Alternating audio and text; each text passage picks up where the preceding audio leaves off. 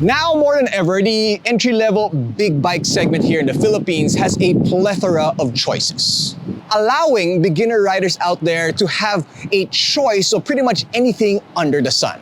And when I say big bike, at least here in the Philippines, that means 400cc and up, because we have a law that states that anything below 400cc cannot get on the expressways. Now, that's not to say that more experienced riders can't appreciate a bike like this, because I personally would love to have a smaller bike that I could use on the daily around the city.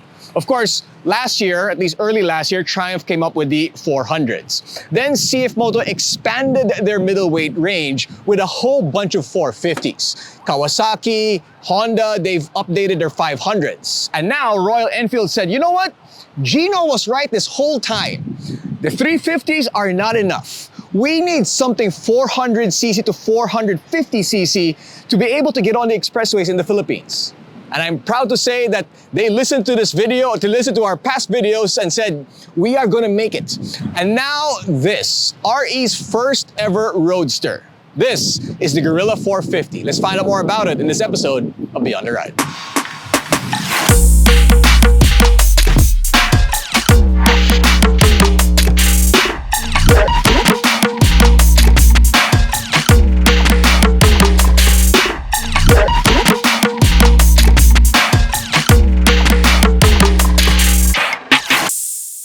So let's start with the aesthetics first. I mean, I love 95% of it. I mean, just the lines of the bike, the styling of the bike, the tank, the headlight, it's nice and round, and it's also a lot thinner than some of the other bikes out there. Just everything about the looks, at least almost everything about the looks, I absolutely love. What I'm not too sure about the mismatching rims. I'm a little bit more old school. I would have preferred more black, but another thing that I don't like are these side mirrors. These, for me, probably the first thing that I would change if I owned a motorcycle. One last thing that I don't like about it too much, this right here. A tail tidy would look very nice on this bike. But aside from that, I think the bike looks really, I mean, it's modern in the sense with still some retro flavor. I like it. I do love the way this bike looks. I think it's actually, believe it or not, one of Royal Enfield's better looking motorcycles. So the switches right here, there are very Royal Enfield. It still has, of course, that, it's distinct with Royal Enfield, the way that it's laid out, and these little knobbies right here instead of buttons. Another thing that I love about this, well, we did see this dash right here with the Himalayan 450, and they included it with this Roadster as well, and I really like it. Now, the entry-level version of the bike comes with an analog dash, but in my personal opinion, you may as well go for this one already. Of course, this has phone connectivity. You can actually put, the Google Maps on this thing, so it's very useful to have this dash. And I do think it looks really good. And on this dash, you can choose between two riding modes, performance and eco. Again, Royal Enfield with riding modes. That's new. The Guerrilla 450 is powered by a 452cc Sherpa engine that produces 39.4 horsepower and 40 newton-meters of torque, made into a 6-speed manual transmission. This is the same engine you'd find in the Himalayan, but RE tuned this a little bit differently to better suit more street-oriented riding. Now, keeping bumps at bay are a 43mm telescopic fork up front with 140mm of travel, and a monoshock at the rear with 150mm of travel, both made by Showa. The brakes are pretty solid. It's provided by a 2-piston bi-brake calipers up front with a 310mm disc and a single-piston bi-brake caliper with a 270mm disc for the rear. It also has dual-channel ABS. The wheels are 17 inches and the tires are 120 by 70 at the front and 160 by 60 at the rear. And speaking of the tires, what I don't quite understand is that it's a roadster, but the tires are, well, they're not exactly super road focused, right? They're a mixture, kind of slightly knobby tires meant for some off-road and on-road use. I understand Royal Enfield loves to do that, especially with the Himalayan, but for this bike as a roadster, I would have put more road-focused tires on the Guerrilla. And the reason probably why I say that is because when we tested this out on the track, I actually almost ate it trying to drift into a corner. Yes, I went in too fast and kind of almost lost control of the bike, and I want to blame it on because the tires were new and didn't have that much grip.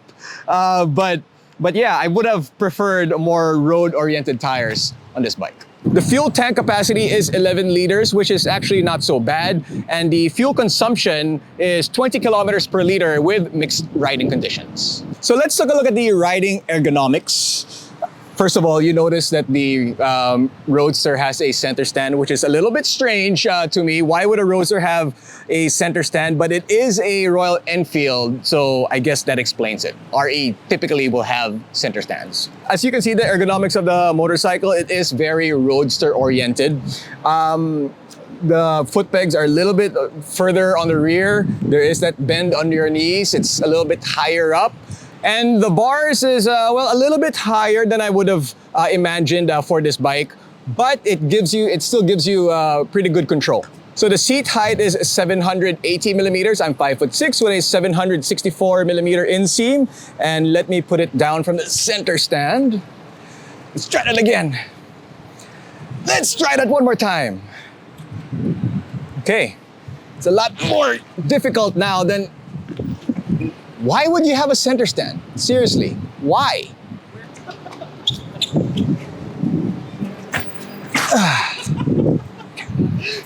Okay, so now that we got the bike off the center stand, it actually took Jack to push me and able to get it down. But again, why would a Roadster have a center stand? But anyway, this is the position right here. Again, 780 millimeter seat height, 5'6", 764 millimeter inseam. It's got a curb weight of 184 kilograms, which is slightly on the heavier side for a bike this size, but because it's a Royal Enfield, it's actually a whole lot lighter than most REs out there. So let's do a quick sound test.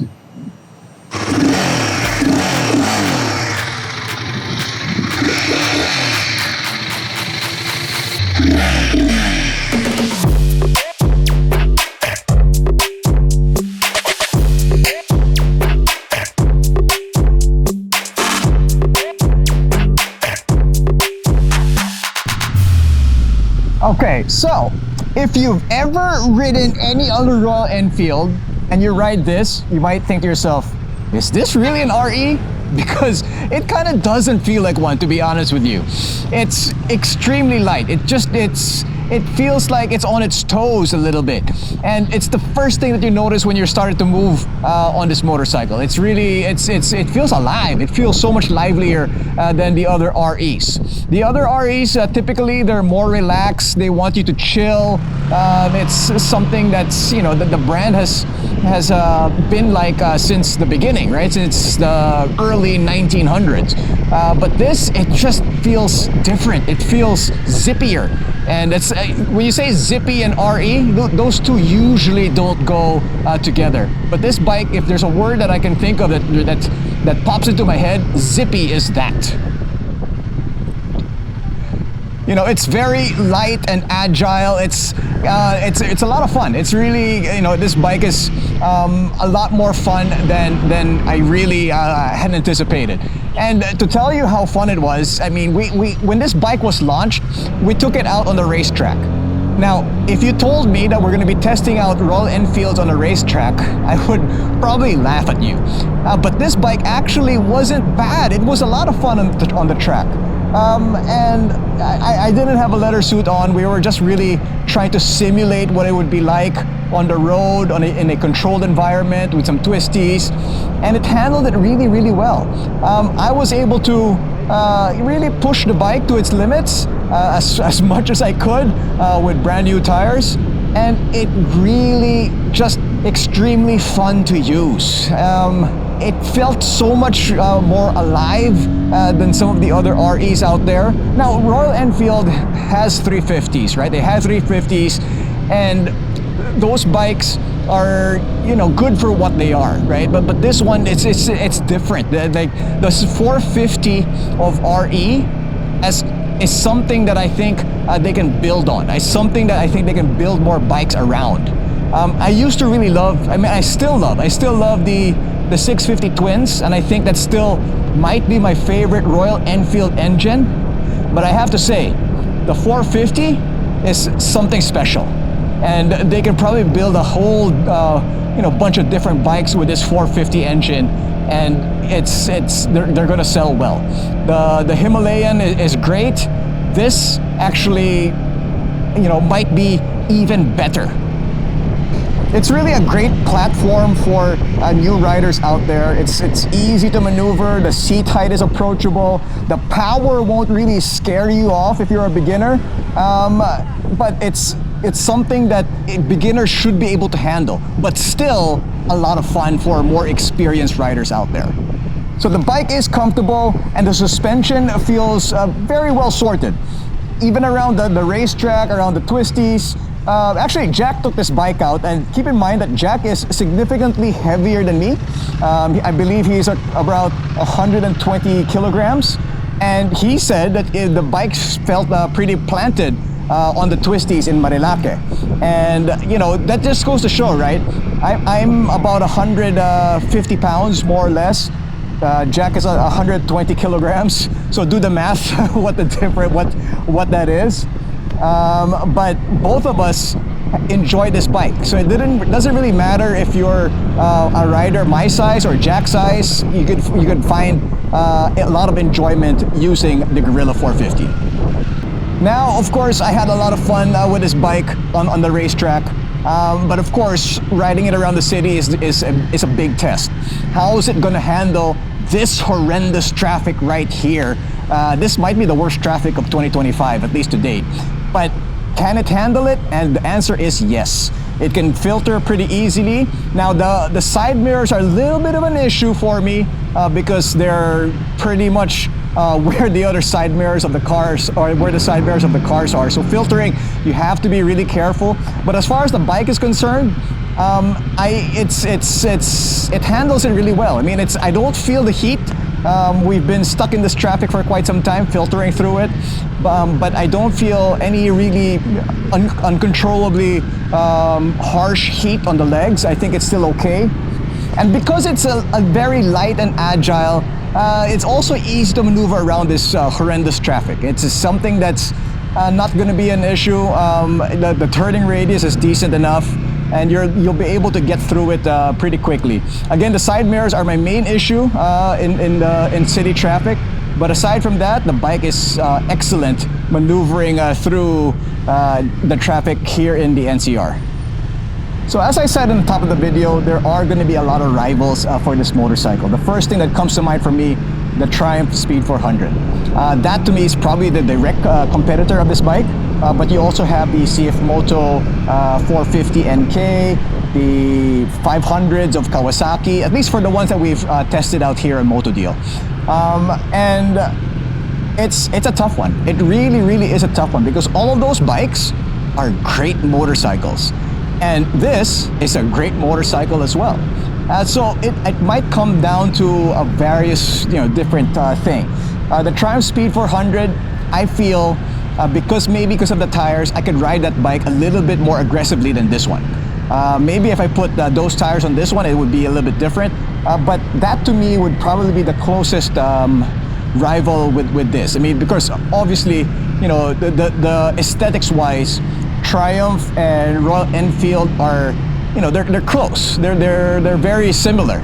If you're looking at an RE, the chances are you've looked at the Triumph as well, because even with the bigger bikes, right? The 650 twins of Royal Enfield kind of resemble the Bonnevilles of Triumph, and in that sense, this 450 Guerrilla, or this Guerrilla 450, kind of will be similar to the Triumph Speed 400, and it's just the way it is.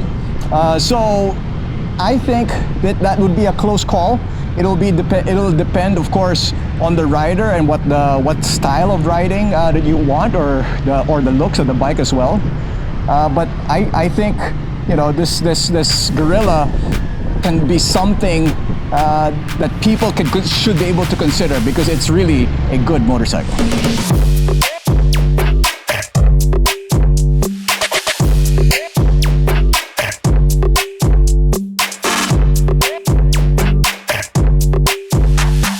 So with all these different choices for beginner big bikes out there, the real winner is you, the consumer, because you can try out all these different bikes and basically get the one that best suits you.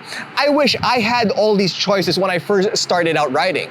And the Guerrilla 450 is a great choice at a starting price tag of 289,000 Philippine pesos. If you want the special colorways and the TFT, which I suggest you do, that's gonna go for 314,000 Philippine pesos. For more information about this bike and other MCs out there, you can log on to www.motodeal.com.ph. I'm Jinno. Thanks for watching this episode of Beyond the Route.